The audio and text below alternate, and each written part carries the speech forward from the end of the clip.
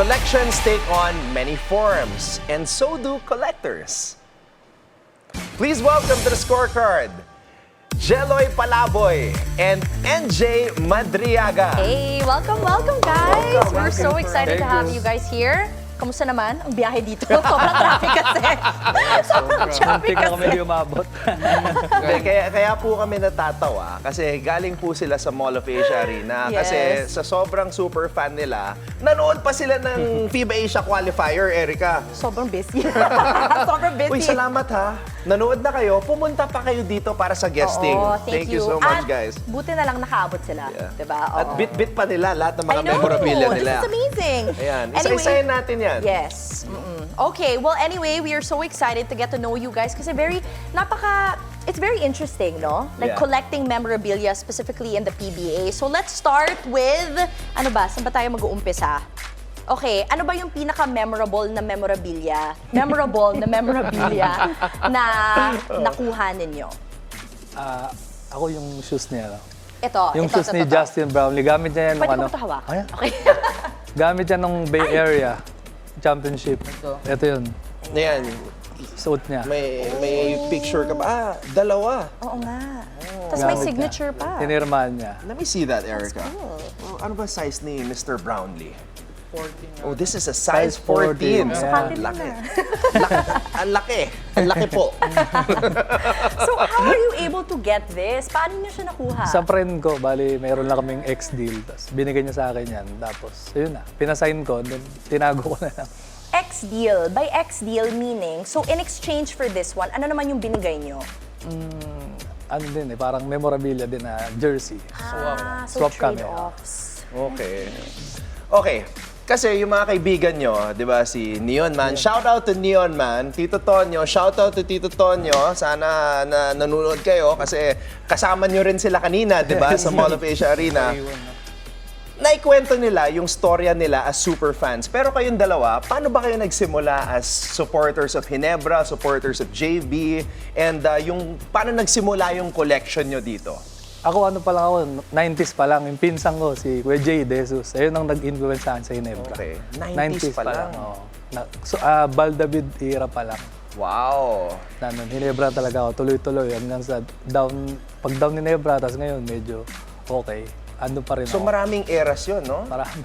Baldavid era, Baldavid. Jaworski era, Jaworski era, tapos Fast and the Furious era. Eric Ventura, tapos ngayon, Scottie Thompson era, Brownlee. Grabe. Ikaw naman, NJ. Ako naman, way back 2007-2008, championship ng Ginebra versus Air 21. Sinama ko ng father ko.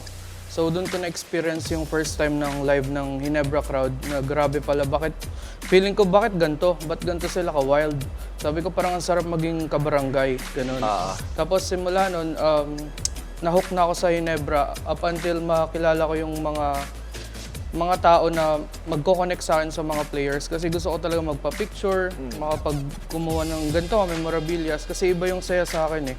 Kumbaga yung other people kasi meron silang savings sa life nila. Ako, ito yung masasabi kong savings ko, yung mga memorabilias. Erica, nakapanood ka na ba ng PBA? Oo naman. Ginebra. Oo. So na-feel mo yung energy. Yes, definitely. Ginebra has the best fans, So, I would say. I would so say. medyo na-hook ka rin katulad ni NJ kasi Oo naman. nung na-feel niya yung Ginebra, Iba. Ginebra. Iba yung Iba. feeling niya, Yes, di ba? iba. Kumpara sa ibang teams. Oo, pero not to the point na I would collect memorabilia. Ibang level of dedication na yon, di ba? Okay, so just out of curiosity, how do you store your memorabilia? May room ba kayo? May kwarto sa bahay? Meron. Ano ba yung masasabi ng mga asawa niyo? Nagagalit na nga sa akin minsan. Wala lang, shoutout Talaga? nga pala sa wife ko, Janice. Sa Amerika, nasa US na. Pampalubag loob. Shout out to wife. First memorabilia. Paano nag-start? Ano yung una mong nakuha? Una mga jersey lang. Jersey, eh. okay. Dala ko doon. Daming feeling ko, kasabayan ko dati doon, nagbabrason siguro kami, di pa kami magkakilala eh.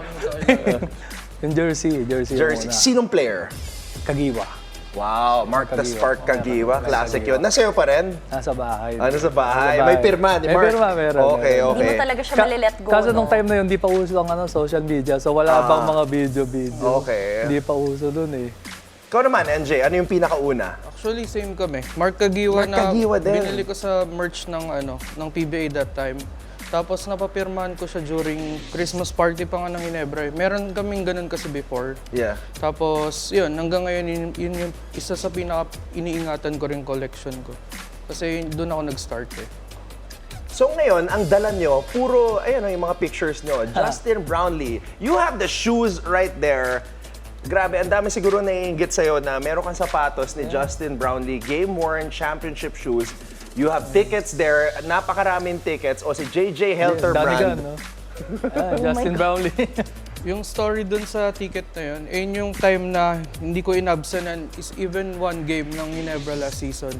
Up until the championship. Medyo achievement sa akin yung time na yun. Okay. Okay, just out of curiosity, because we're in Billionaire News Channel, let's talk about money. Let's talk about finances. Yan. Meron ba kayong set na budget every month na napupunta sa memorabilia collection nyo?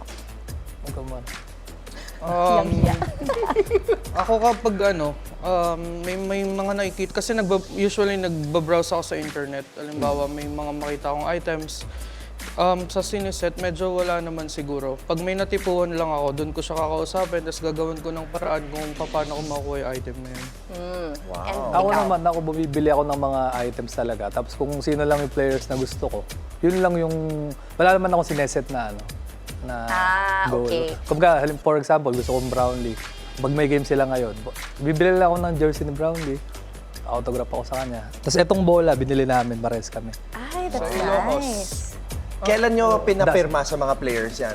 Ano to, every game, kung sino lang ang available pumirma, ganun. Kompleto namin. Kinumpleto kinumpleto namin. nyo hanggang Isang season namin to. Galing. Isang season, Okay. isang season. Meron na ba kayong nabentang piece of memorabilia na sobrang mahal? Meron ba? Or Wala. ginagawa nyo rin bang negosyo yan? Actually, ako meron.